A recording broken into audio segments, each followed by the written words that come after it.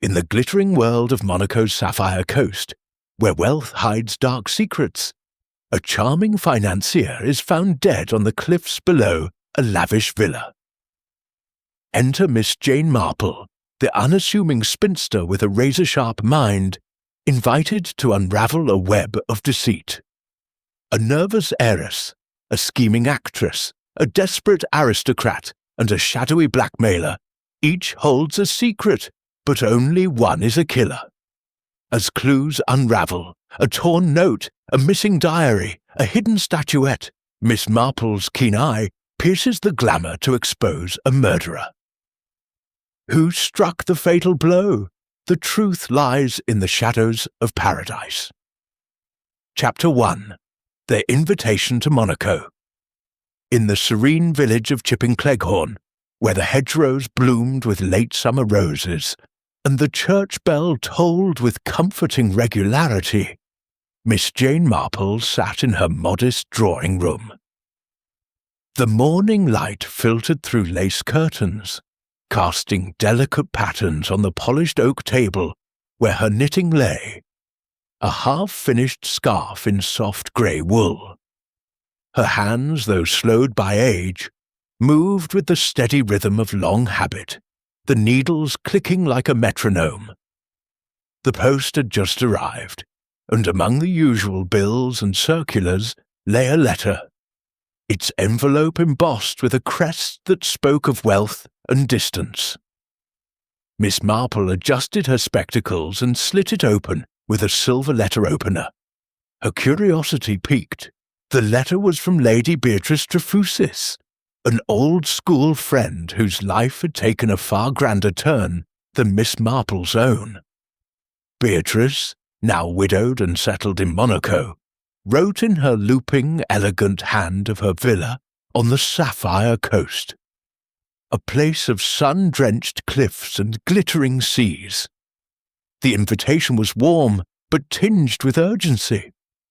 Beatrice requested Miss Marple's company for a fortnight, hinting at a delicate matter that required her friend's singular gift for understanding people. Miss Marple's pale blue eyes, sharp despite their gentle appearance, lingered on those words. She sensed a mystery, veiled but pressing, and her quiet life in Chipping-Cleghorn seemed suddenly too still. By noon she had decided she would go. The journey to Monaco was a study in contrasts.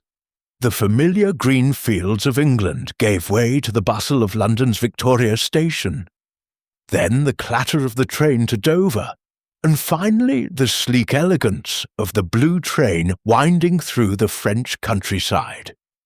Miss Marple, dressed in her sensible black coat and a new hat bought for the occasion, observed her fellow passengers with quiet interest. A nervous young man clutching a briefcase, a French woman with a yapping poodle, a businessman absorbed in his newspaper. She wondered what secrets they carried, for as she often remarked, human nature was much the same everywhere. Monaco greeted her with a blaze of sunlight and colour. The Sapphire coast stretched before her, its waters a deep, impossible blue, dotted with yachts that gleamed like jewels. Beatrice's villa, Villa Les Palmiers, stood high on a cliff, its white stone walls draped with bougainvillea, its terraces overlooking the Mediterranean. Beatrice herself, a handsome woman in her 60s with silver hair and a vivacious laugh, welcomed Miss Marple with an embrace that betrayed a flicker of anxiety. Over tea served in delicate Limoges cups, Beatrice confided her worries. Her goddaughter, Clara Duval, a 22-year-old heiress with a fortune from her late father's shipping empire, had fallen in with a fast set. Beautiful people, Beatrice called them, but with a shadow in their spiles. "I fear for her, Jane," Beatrice said, her voice low. "There's something wrong, but I can't put my finger on it. You'll see it, I'm sure." That evening, Beatrice hosted a dinner party to introduce Miss Marple to Clara's circle. The dining room, with its crystal chandelier and long windows open to the sea breeze, hummed with sophistication. Clara Duval was a vision, tall, with golden hair and eyes that flickered with unease, her silk gown catching the light as she moved. She greeted Miss Marple with polite warmth, but seemed distracted, her fingers twisting a pearl bracelet. At the table, Miss Marple was introduced to Raoul Vasseur, a financier in his 40s, whose dark eyes and easy charm seemed to mask a calculating mind. Sylvia Marchant, an actress with a sultry voice and a penchant for dramatic gestures, dominated the conversation with tales of her latest film. Lord Percy Winthrop, a British aristocrat with a ruddy complexion and a booming laugh, spoke loudly of his yacht and his losses at the casino. Miss Marple, seated quietly with her napkin folded neatly in her lap, listened more than she spoke, her mind cataloguing every glance, every inflection. As the courses progressed, Velouté de Homard, followed by Saule Meunière, Miss Marple noted the undercurrents. Sylvia's laughter was too bright when Raoul complimented her, and Clara's smile faltered when Raoul leaned close to whisper something. Lord Winthrop, meanwhile, drank deeply and boasted of a recent win at baccarat, though his eyes darted nervously to Raoul. Once, when Sylvia excused herself to the powder room, Miss Marple caught a glance between her and Raoul. A look not of affection, but of something sharper, almost predatory. It was a fleeting moment, but Miss Marple, who had seen such looks in the drawing-rooms of Chipping Cleghorn, knew it meant trouble. After dinner, as the guests moved to the terrace for coffee and liqueurs, Beatrice drew Miss Marple aside. "What do you think of them, Jane?" she asked, her voice barely above a whisper. Miss Marple, her hands folded over her reticule, smiled faintly. "They are all very charming," she said, "but charm, my dear Beatrice, is often a mask." She did not elaborate, but her mind was already at work, sifting through the evening's impressions like a gardener turning soil. Something was amiss on the Sapphire coast, and Miss Marple intended to find out what. Chapter 2. The Body on the Cliff. The dawn broke over the Sapphire coast with a deceptive serenity, the Mediterranean shimmering like a sheet of sapphire under the first rays of sunlight. At Villa-les-Palmiers, the household stirred slowly, the clink of china and the murmur of servants preparing breakfast drifting through the open windows. Miss Jane Marple, an early riser by habit, sat on her balcony with a cup of tea, her knitting resting in her lap as she gazed at the sea. The tranquillity was shattered by a piercing scream from the direction of the cliff path, below the villa. It was a sound that Miss Marple, with her long experience of village life in Chipping Cleghorn, recognized instantly as one of horror and discovery. She rose, setting her cup aside with deliberate calm, and made her way downstairs. In the entrance hall, a young maid, her face ashen, was being comforted by the housekeeper. "It's Monsieur Vasseur," the maid stammered, her hands trembling. "Down by the rocks. He's dead." Beatrice, alerted by the commotion, appeared in her dressing gown, her silver hair still in curlers, her expression one of shock.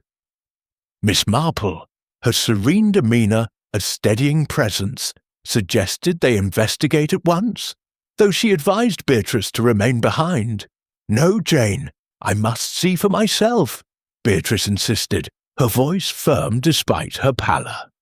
The cliff path, a narrow track winding down to the rocky shore, was steep and lined with gnarled olive trees. Miss Marple, her sensible shoes crunching on the gravel, followed the maid's directions, with Beatrice and a footman close behind. At the base of the cliff, where jagged rocks met the lapping waves, lay Raoul Vasseur. His body was sprawled unnaturally, his dark hair matted with blood, his skull visibly fractured where it had struck the stones.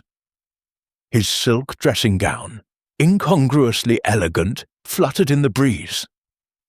Miss Marple's keen eyes took in the scene, the angle of the body, the undisturbed pebbles around it, the faint scuff marks on the path above.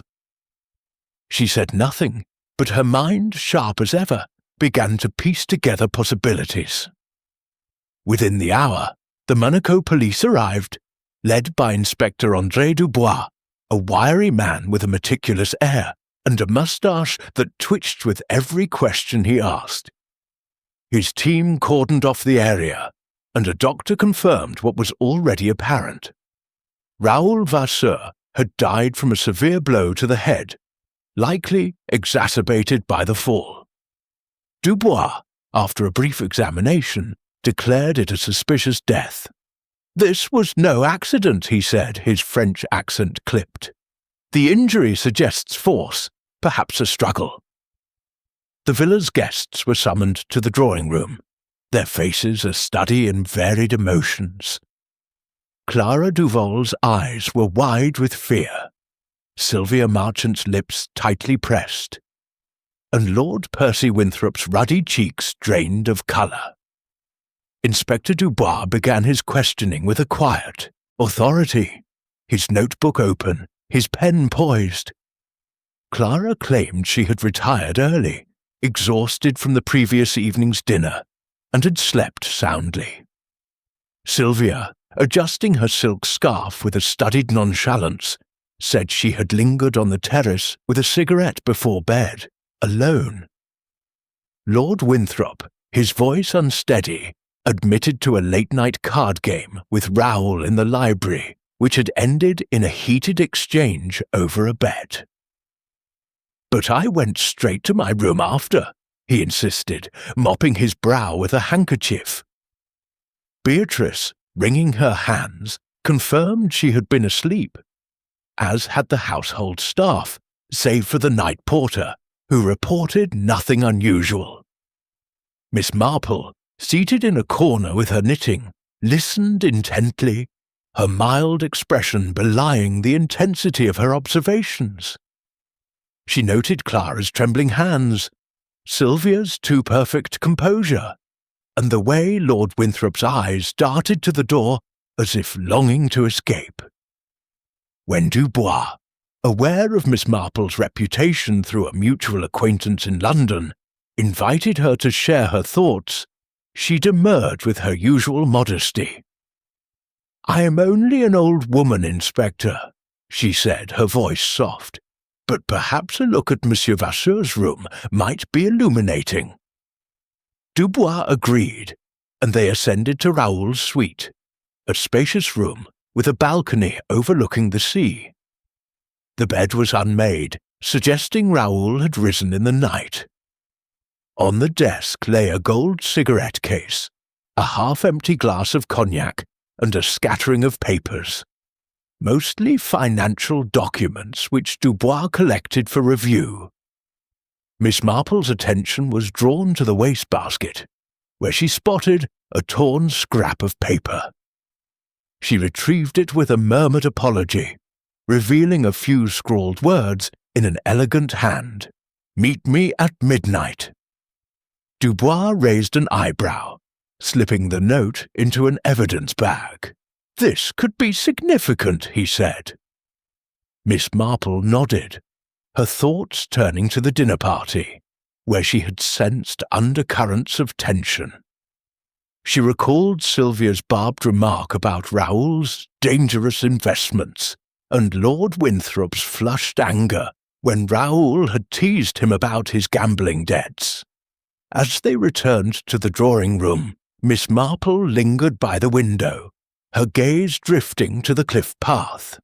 She pictured Raoul, suave and calculating, stepping out into the night, perhaps lured by that cryptic note. But who had written it? Clara, with her nervous glances? Sylvia, whose charm seemed a carefully honed weapon? Or Lord Winthrop, whose bluster masked a desperate edge? And what of the staff, who moved silently through the villa, privy to its secrets? Miss Marple's mind, honed by years of observing human nature in Chipping Cleghorn, sifted through the possibilities. She thought of her friend Mrs. Bantry, who once remarked that people were like books, full of hidden chapters, if only one knew where to look. Back in the drawing-room, Dubois announced that no one was to leave the villa until further notice. The guests reacted with varying degrees of indignation and unease. Clara retreated to her room, pleading a headache, while Sylvia lit another cigarette, her eyes narrowing as she watched Dubois confer with his officers. Lord Winthrop muttered about needing a drink, though it was barely noon. Beatrice, hovering anxiously, whispered to Miss Marple, "Jane, do you think it's one of them?" Miss Marple, her needles clicking softly, replied, "It is too early to say, Beatrice, but people are rarely as careful as they think. Something always slips through." As the morning wore on, Miss Marple took a quiet walk along the villa's garden, her shawl drawn against the sea breeze. She paused by the cliff's edge, where a low stone wall marked the path's boundary. The scuff marks she had noticed earlier were faint but telling. 2 sets, perhaps, suggesting a meeting gone wrong. She thought of the torn note, the midnight rendezvous, and Raoul's fractured skull. Someone in this glittering world of wealth and privilege had a secret worth killing for, and Miss Marple, with her unassuming air and razor-sharp mind, was determined to uncover it. The Sapphire Coast, for all its beauty, hid shadows, and she knew from experience that shadows often held the truth. Chapter 3. Secrets in the Sunlight.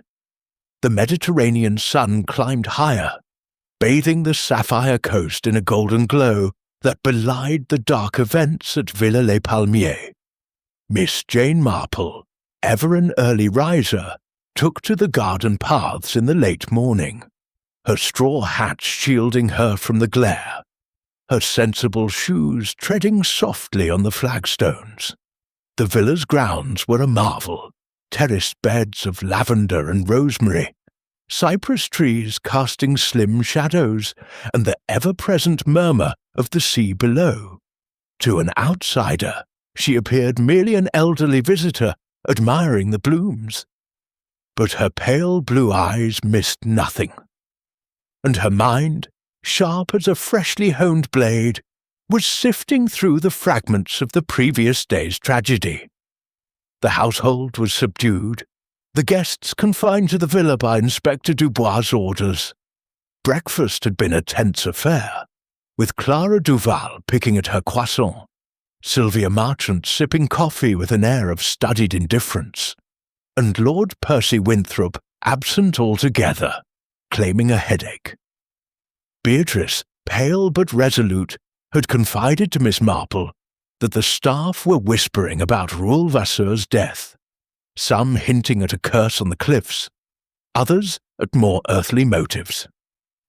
Miss Marple, accustomed to village gossip in Chipping Cleghorn, knew that servants often saw what their employers missed. She resolved to listen where others might overlook. Her first encounter came by the rose arbour, where a young gardener, his hands stained with soil, was pruning a climbing vine.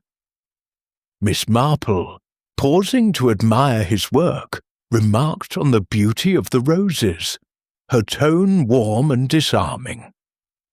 The gardener, a local lad named Etienne, relaxed under her gentle questioning. He revealed that the previous evening before the fateful discovery, he had seen Clara Duval walking near the cliff path with Raoul, their voices raised in what seemed an argument. "She looked angry, mademoiselle," Etienne said, glancing over his shoulder. "But then she walked away, and he stayed by the edge, smoking." Miss Marple nodded, filing this away, her expression one of mild interest. Etienne's words suggested Clara had been near the scene of the crime, yet she had claimed to be asleep. A discrepancy, however small, was a thread worth following. Returning to the villa, Miss Marple settled in the salon, an airy room with tall windows and shelves of leather-bound books. She took up her knitting. The soft click of her needles a soothing counterpoint to the tension in the air. Clara sat nearby, her hands idle, her gaze fixed on a small locked diary on the table before her. Miss Marple, with the tact of long practice, commented on the diary's pretty leather cover, hoping to draw the girl out. Clara flushed, her fingers tightening on the book. "It's just personal thoughts," she murmured, tucking it into her pocket. Miss Marple smiled, but her mind noted the girl's unease, the way her eyes darted toward the door as if expecting an interruption. Sylvia Marchant entered soon after, her silk dress rustling, a cigarette dangling from her manicured fingers. She sank into a chair with theatrical grace, launching into a monologue about the inconvenience of the police presence. "Really, it's too tiresome," she drawled, though her eyes were sharp, watching Clara. Miss Marple, knitting steadily, observed the actress's performance, sensing a calculated edge beneath the flippancy. Sylvia's chatter turned to Raoul, whom she described as a dear friend, but so reckless with money. The remark was casual, but Miss Marple caught the flicker of Clara's jaw, a sign of suppressed emotion. Sylvia, it seemed, knew more about Raoul's affairs than she let on. That afternoon, Beatrice insisted on attending a charity gala at the Casino de Monte Carlo, hoping to distract the household from its gloom. Miss Marple, dressed in her best black lace, accompanied her, her unassuming presence allowing her to blend into the glittering crowd. The casino was a spectacle of chandeliers and mirrored halls, the air thick with perfume and the clink of champagne glasses. The guests, Monaco's elite, buzzed with gossip about Raoul's death, their whispers painting him as a man of charm but dubious dealings.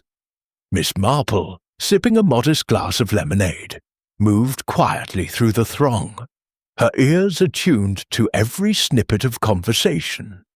Near a marble pillar she overheard Lord Winthrop, his voice slurred from drink, speaking to a shadowy figure known only as Monsieur X.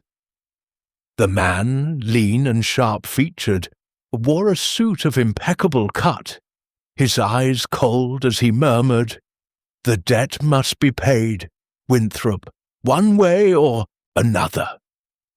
Winthrop's reply was inaudible, but his posture, shoulders slumped, hands clenched, spoke of desperation. Miss Marple, pretending to adjust her shawl, stored this exchange in her memory, recalling Beatrice's earlier mention that Monsieur X was rumoured to be a blackmailer who thrived on the weaknesses of the wealthy. As the gala continued, Miss Marple noticed Clara, standing alone by a window, her face pale against the backdrop of the night sea. Approaching with her usual gentleness, Miss Marple remarked on the beauty of the evening, drawing Clara into conversation. The girl's responses were halting, her eyes haunted. "I wish I'd never come to Monaco," she said suddenly, her voice low. "It's all so false." Miss Marple, sensing a crack in Clara's reserve, pressed gently, but Clara excused herself, clutching her diary as she fled to the powder room. Miss Marple did not follow, but her mind turned over the girl's words, wondering what falsehoods or fears plagued her. Back at the villa as the guests retired, Miss Marple sat by her window, the sea a dark expanse below. She thought of Etienne's tale of Clara and Raoul's argument, Sylvia's veiled hints about Raoul's finances, and Lord Winthrop's encounter with Monsieur X. Each was a piece of a puzzle, but the picture remained elusive. She recalled a case in Chipping Cleghorn, where a seemingly trivial lie, a misremembered hour, a misplaced glove, had unravelled a murder. Here too she sensed lies, carefully woven into the fabric of the villa's glittering life. The torn note from Raoul's room, "Meet me at midnight," hovered in her thoughts, its author still a mystery. Was it Clara, driven by anger? Sylvia, protecting her ambitions? Or Winthrop, cornered by debt? And what of Monsieur X, lurking on the edges of this drama? Miss Marple's needles paused as she gazed at the stars. Human nature, she reflected, was like her knitting. Pull one thread, and the pattern could unravel. She would walk the garden paths again tomorrow. Listen to the servants' whispers. Watch the guests' unguarded moments. The Sapphire Coast, with its beauty and its secrets, was a stage, and Miss Marple, quiet and unnoticed, was its keenest observer. Somewhere in this villa, or on that fateful cliff, lay the truth. And she would find it, as she always did, by seeing what others overlooked. Chapter 4. The Missing Diary. The sun rose over Villa-les-Palmiers with a relentless brilliance, casting long shadows across the manicured lawns and gilding the white stone walls. Miss Jane Marple, seated at a wrought-iron table on the terrace with her morning tea, observed the villa's subdued rhythm. The police presence lingered. Inspector Dubois' officers moving discreetly through the grounds, their questions a constant reminder of Raoul Vasseur's murder. The guests confined to the estate wore their strain like ill-fitting masks. Clara Duval's eyes were red-rimmed, Sylvia Marchant's laughter was brittle, and Lord Percy Winthrop's usual bluster had given way to a sullen silence. Miss Marple, her knitting bag at her side, sensed the tension coiling tighter, as if the villa itself held its breath. The morning's disturbance came shortly after breakfast, when Clara burst into the salon, her face flushed with distress. "My diary! It's gone!" she cried, her voice trembling as she clutched Beatrice's arm. "I left it on my dressing table last night, and now it's vanished." Beatrice, ever the protective godmother, tried to soothe her, but Clara's agitation was palpable. Miss Marple, seated by the window, with her needles clicking softly, looked up with mild concern. "Perhaps it was mislaid, my dear," she suggested, her tone gentle. "Shall we help you look?" Clara nodded, though her eyes darted nervously, as if she feared more than the loss of a book. Miss Marple accompanied Clara and Beatrice to the girls' bedroom, a airy space with pale blue curtains and a balcony overlooking the sea. The dressing table was tidy, save for a silver hairbrush and a vial of perfume. Clara insisted she had locked the diary in a drawer before retiring, but the drawer was now empty, its lock unforced. Miss Marple, her keen eyes scanning the room, noted the faintest trace of jasmine lingering in the air, a scent she associated with Sylvia Marchant, who had worn it at the dinner party. She said nothing, but her mind catalogued the detail, as it did the absence of dust on the drawer's edge, suggesting recent handling. While Beatrice comforted Clara, Miss Marple offered to search the villa's common areas, her offer accepted with distracted gratitude. She moved through the library, the conservatory, and the drawing room, her unassuming presence allowing her to examine corners unnoticed. In the library, she paused by a shelf where a heavy bronze statuette, a nymph holding an urn, had stood the previous day. It was gone, its absence marked by a faint ring of dust. Miss Marple's lips pursed slightly. The statuette's weight and shape made it a plausible weapon, and its disappearance was no coincidence. She filed this away, her thoughts returning to the cliff path where Raoul had met his end. Later, as she strolled through the garden, Miss Marple's sharp eyes caught a glint in a flower bed near the terrace. Kneeling with the pretense of adjusting her shoe, she retrieved a charred fragment of paper, its edges curling from fire. The handwriting was Clara's, unmistakable from the diary's cover she had glimpsed earlier, and bore the words, "He knows too much." Miss Marple slipped the fragment into her reticule, her expression unchanged. Someone had tried to destroy evidence, but haste had left this clue behind. Was it Clara, desperate to hide a secret? Or another seeking to incriminate her? The jasmine scent in Clara's room pointed to Sylvia, but Miss Marple knew better than to leap to conclusions. At luncheon, Inspector Dubois joined the household, his moustache twitching as he updated Beatrice on the investigation. The autopsy had confirmed Raoul was struck before his fall, the blow delivered with a heavy object, likely metal or stone. No weapon had been found, and the police search of the villa had yielded little beyond the torn note from Raoul's room. Miss Marple, sipping her soup, mentioned the missing statuette in passing, her tone almost apologetic. Dubois' eyes sharpened, and he dispatched an officer to verify her observation. "You have a keen eye, mademoiselle," he said, a note of respect in his voice. Miss Marple smiled faintly, murmuring something about noticing small things in Chipping Cleghorn. After lunch, Miss Marple sought out Clara, finding her alone in the conservatory, staring at a potted orchid. With her usual tact, Miss Marple commented on the flower's delicate petals, drawing Clara into conversation. The girl's composure cracked, and she confessed that Raoul had been pressing her to invest her inheritance in a speculative venture. A shipping deal that promised vast returns but felt wrong. "He wouldn't take no for an answer," Clara whispered, her hands twisting together. "But I swear, Miss Marple, I didn't hurt him." Miss Marple patted her arm, her voice soothing. "Of course, my dear, but it's wise to tell the truth, always."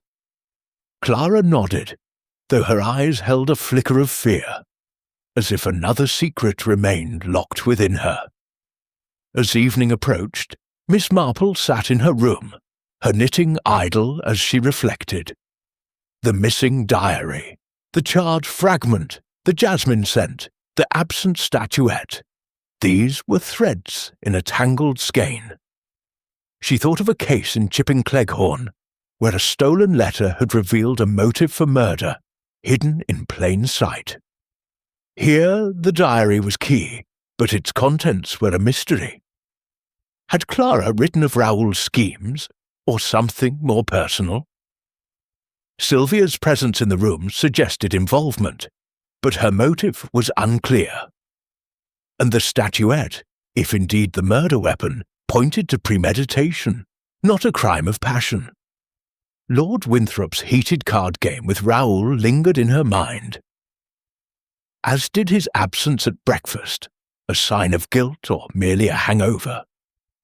Miss Marple's gaze drifted to the sea, its surface calm, but hiding treacherous currents. The villa's guests, like the Sapphire coast, wore a polished veneer, but beneath lay secrets, debts, ambitions, fears. She recalled Sylvia's sharp words about Raoul's finances, Clara's admission of his pressure, and the shadowy Monsieur X, whose name had surfaced at the gala. Each was a piece of the puzzle, but the pattern was incomplete. Miss Marple knew from experience that the truth often lay in the smallest details.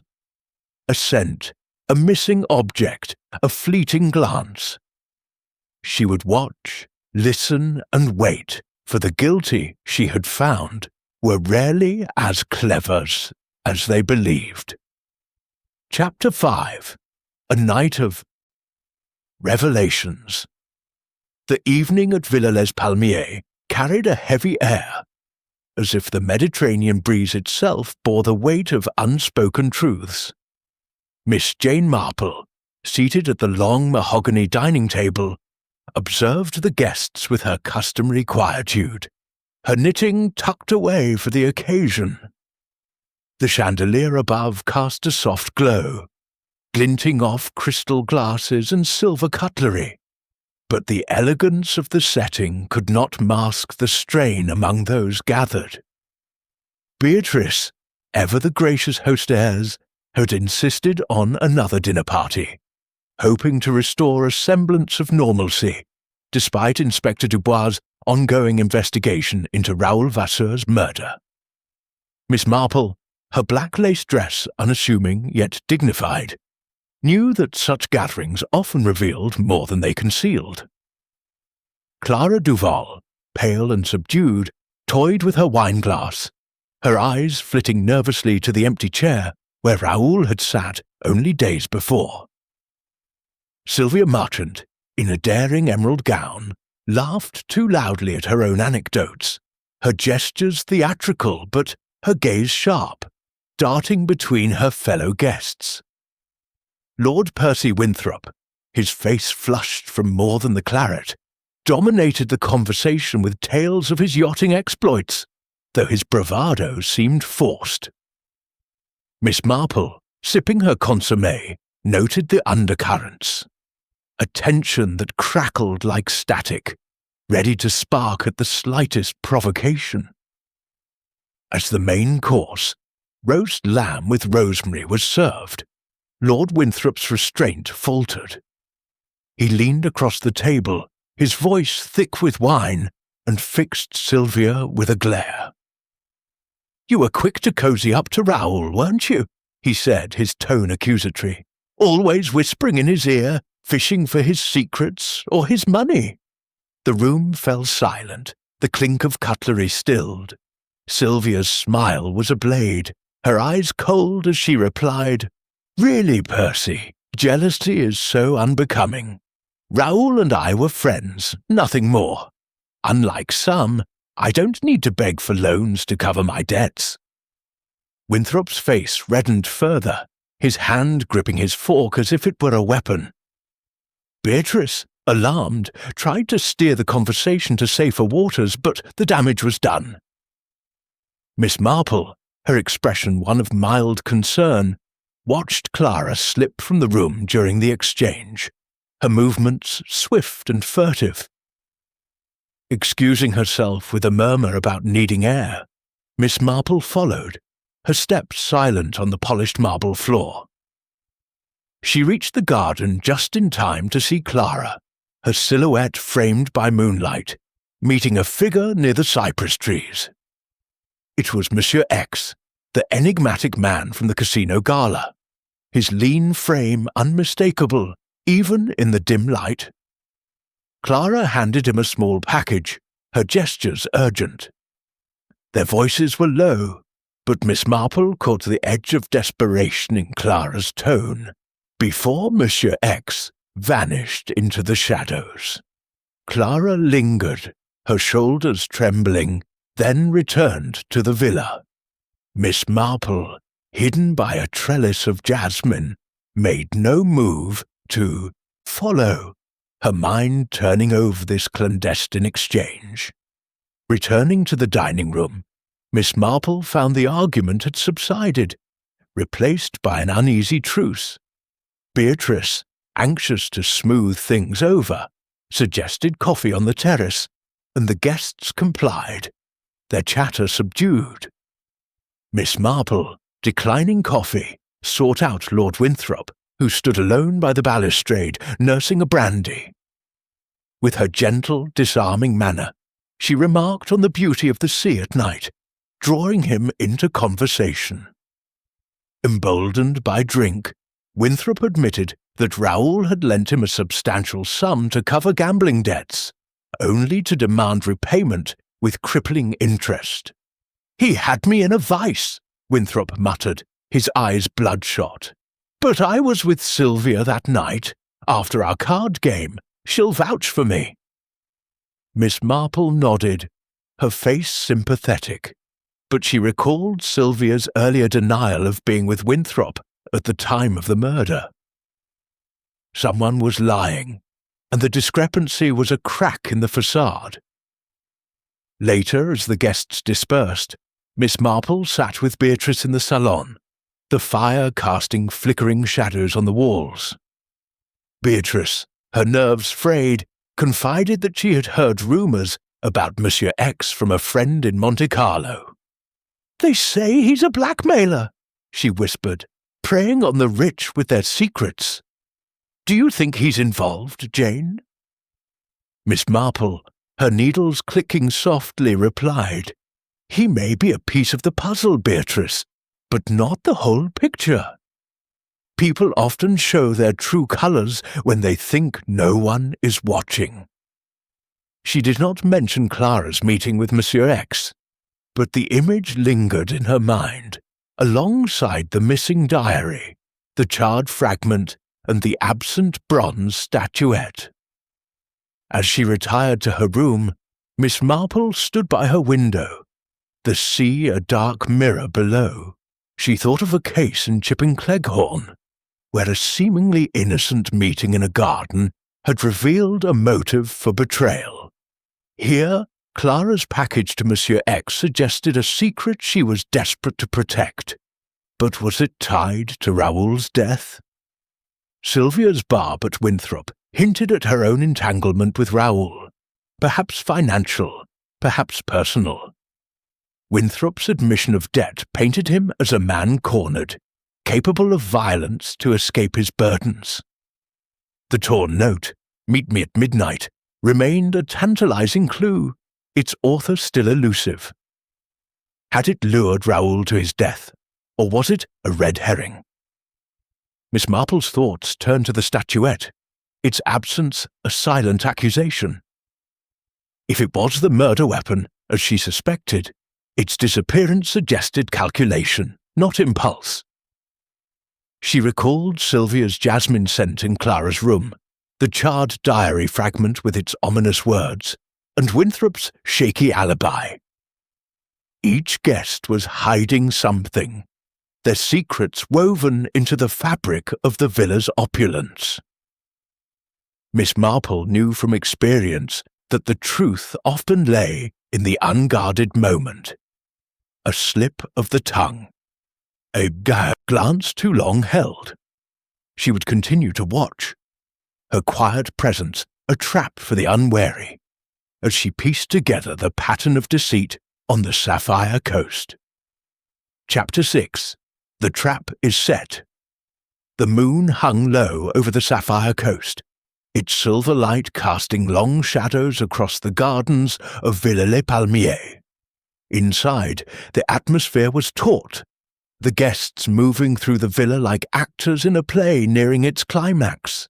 Miss Jane Marple, seated in the library with a cup of chamomile tea, her knitting needles idle for once, felt the weight of the mystery pressing closer. The torn note, the missing diary, the charred fragment, the absent statuette, and Clara's secretive meeting with Monsieur S. These were threads in a tapestry of deceit, and Miss Marple sensed the pattern was almost complete. But to unravel it, she needed to provoke the guilty into revealing themselves. After breakfast, she sought out Inspector Dubois in the villa's study, where he was reviewing Raoul Vasseur's financial papers. The inspector, his moustache neatly trimmed, looked up with a mixture of curiosity and respect. "Mademoiselle Marple," he said, setting aside a ledger. "You have a thought, I presume?" Miss Marple, her eyes gentle but keen, suggested a stratagem. Spread a rumour that a witness had come forward, claiming to have seen someone on the cliff path the night of Raoul's murder. "It is a fiction, Inspector," she said softly, "but guilt has a way of stirring the conscience, or the fear, of the culpable." Dubois, intrigued by her logic, agreed to the plan, though he cautioned that it must be handled with care to avoid alerting the killer prematurely. By midday, Dubois discreetly instructed a junior officer to let slip the rumour during conversations with the staff, knowing their whispers would reach the guests. The news spread like wildfire through the villa. A fisherman, it was said, had been on the water that night and seen a figure near the cliff's edge at midnight. Miss Marple, stationed in the salon with her knitting, watched the guests' reactions as the rumour took hold. Clara, overhearing a maid's hushed words, grew paler, her fingers twisting the hem of her sleeve. Sylvia Marchant, lounging with a magazine, paused mid-page, her lips tightening. Lord Percy Winthrop, nursing a whisky despite the hour, spilled a drop on his cuff, his hand unsteady. Miss Marple's needles clicked rhythmically, but her mind was elsewhere, noting each telltale sign. That evening, Beatrice hosted a cocktail party, a strained attempt to maintain appearances. The terrace was lit with lanterns, the air heavy with the scent of jasmine and the clink of glasses. Miss Marple, in her familiar black lace, moved among the guests, her presence as unremarkable as a shadow. She observed Sylvia, who laughed too brightly, her eyes scanning the crowd as if searching for an escape. Clara stood apart, clutching a glass of champagne she barely touched, her gaze fixed on the distant sea. Winthrop, his face flushed, recounted a yachting tale to a bored guest, his voice loud but brittle. The rumour of the witness hung over the gathering like a storm cloud, and Miss Marple waited for it to break. As the night deepened, she retired to her room but left her door ajar, her senses alert. Around midnight, a faint creak in the corridor drew her attention. Slipping on her shawl, she moved silently to the hallway, her steps muffled by the thick carpet. A figure glided toward the library, and Miss Marple, keeping to the shadows, followed. Inside, she saw Sylvia Marchant, her silk gown catching the moonlight, rifling through the bookshelves with trembling hands. Her movements were frantic, as if searching for something vital. Miss Marple stepped forward, her voice calm but firm. "Miss Marchant, might I assist you?" Sylvia gasped, nearly dropping a book. Her composure shattered. She sank into a chair, her face pale. I couldn't sleep," she stammered. But Miss Marple's steady gaze prompted more. In a rush, Sylvia confessed she had taken Clara's diary, fearing it contained evidence of her own dealings with Raoul. A loan she had secured to fund her lavish lifestyle, one she couldn't repay. "I burned most of it," she admitted, her voice breaking. "But I didn't kill him, I swear." Miss Marple nodded, her expression sympathetic, but her mind noted the jasmine scent in Clara's room, and the charred fragment she had found. Sylvia's theft was clear, but her denial of murder rang true. Her fear was that of exposure, not guilt. As they spoke, a noise outside, a rustling in the garden, drew Miss Marple's attention. She moved to the window, glimpsing a figure hurrying toward the cliff path. Alerting Dubois, who was stationed nearby, she followed at a discreet distance. The inspector, swift and silent, intercepted the figure near the cliff's edge. It was Lord Winthrop, his hands clutching the missing bronze statuette, its surface glinting in the moonlight. He froze, his eyes wild, as Dubois seized the statuette and restrained him. "I was just getting rid of it," Winthrop muttered, his voice hoarse. "It doesn't mean anything." But his panic betrayed him, and Miss Marple, standing quietly behind, saw the final piece of the puzzle fall into place. Back in the villa, Dubois secured the statuette as evidence, its weight and shape consistent with the fatal blow to Raoul's skull. Miss Marple, her shawl drawn close, reflected on the night's revelations. Sylvia's confession cleared one thread. Her theft of the diary was a desperate act to protect her reputation, not a murderer's cover-up.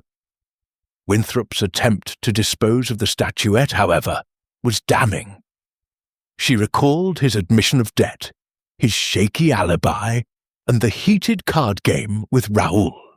The torn note, "Meet me at midnight," now seemed his handiwork, a lure to draw Raoul to the cliff.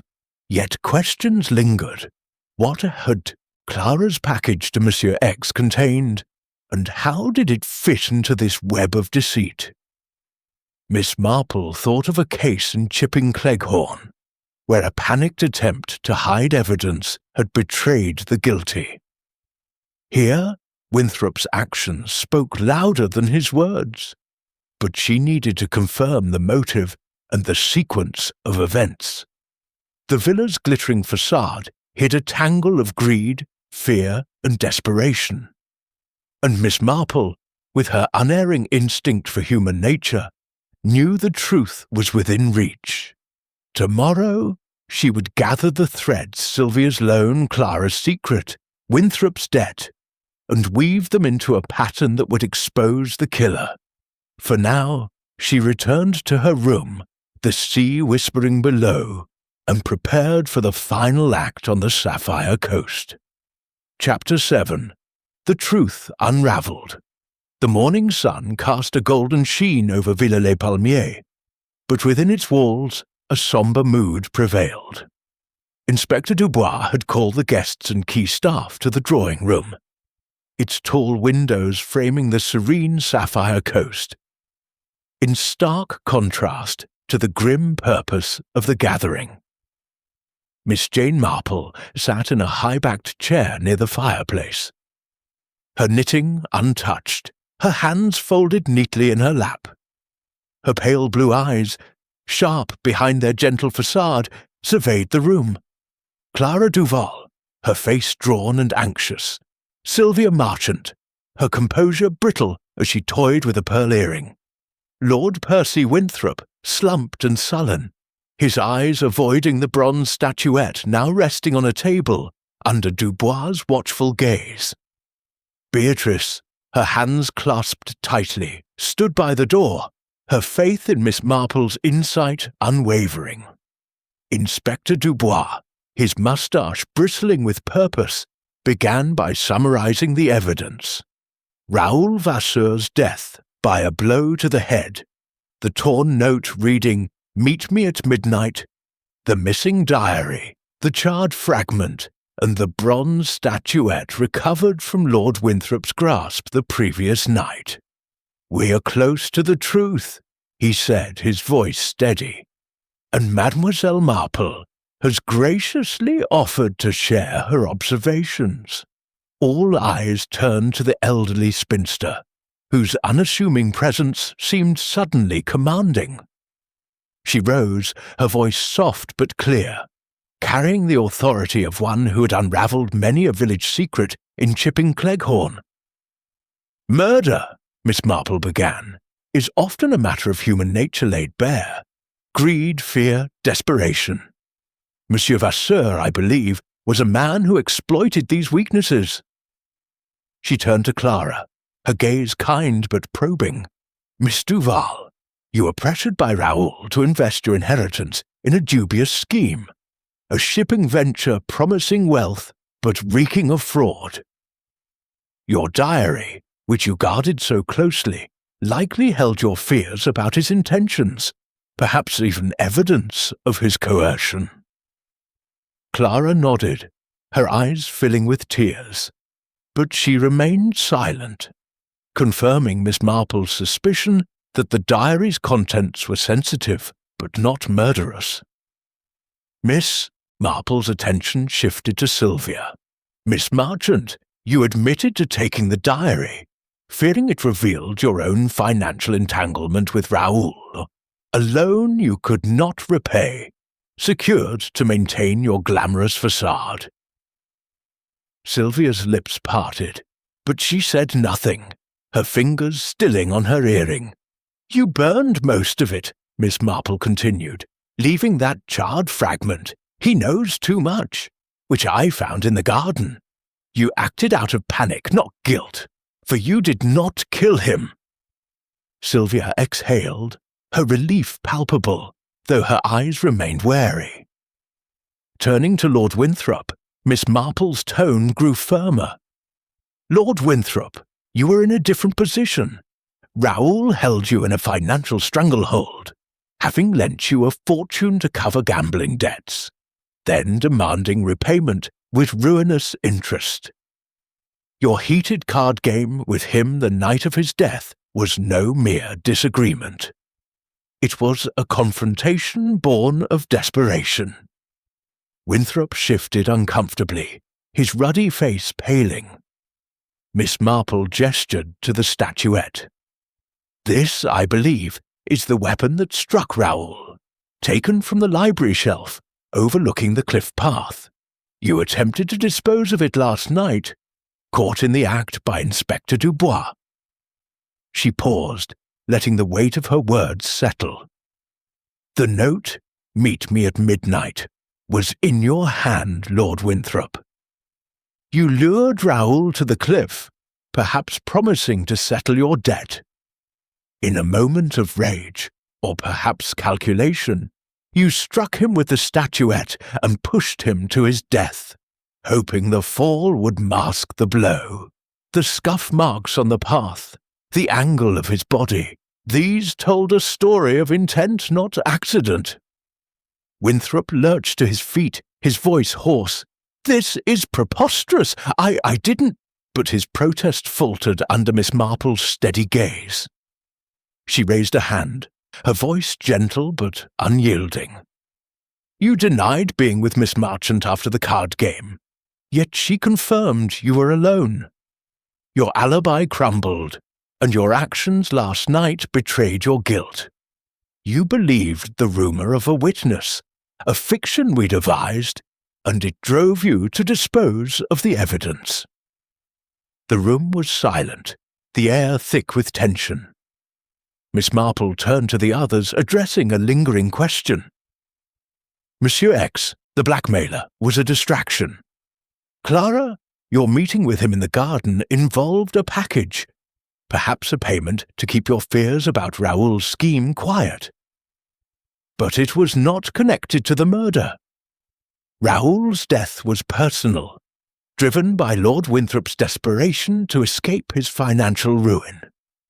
Winthrop's shoulders slumped, his defiance collapsing. "He was bleeding me dry," he muttered, his voice breaking. "I couldn't pay, and he threatened to ruin me. My name, my family. I didn't mean to kill him, it just happened." His confession hung in the air, a stark admission of guilt.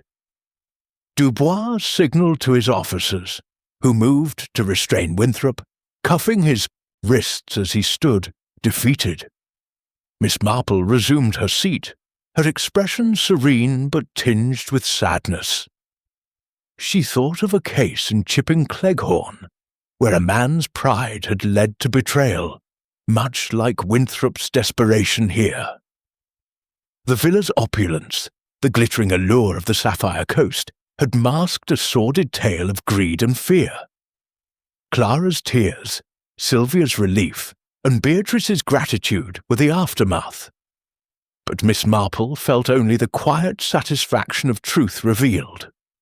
Dubois thanked her formally, his respect evident, and the guests dispersed, their secrets laid bare.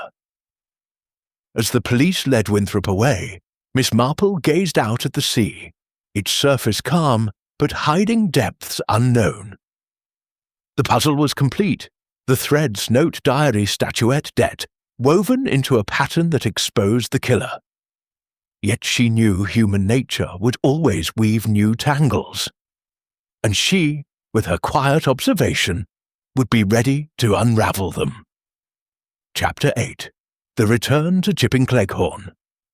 The Sapphire coast gleamed under a late morning sun, its azure waters sparkling with a deceptive tranquillity, as Miss Jane Marple prepared to depart Villa Les Palmiers. The villa, once a stage for glamour and deceit, now felt subdued, its halls quiet after Lord Winthrop's arrest. Beatrice Trefusis, her silver hair neatly pinned, stood on the terrace, her eyes brimming with gratitude as she clasped Miss Marple's hands. "Jane, you've saved us," she said, her voice tremulous. "Clara is safe, and the truth is out thanks to you." Miss Marple, her black travelling coat buttoned and her modest suitcase at her side, smiled faintly. "It was merely a matter of observation, Beatrice," she replied, her tone humble. "People are not so different here from my little village." Clara Duval, standing nearby, looked fragile but resolute, her golden hair catching the light. She approached Miss Marple, her hands no longer clutching the diary that had caused such turmoil. "I'm leaving Monaco," she confided, her voice steady despite her pallor. "This place, it's beautiful, but it's full of traps. I want a quieter life, somewhere I can think clearly." Miss Marple nodded, her eyes kind. She saw in Clara a young woman shaken but growing wiser, much like a girl in Chipping Cleghorn who had once escaped a dangerous entanglement. "A wise choice, my dear," she said.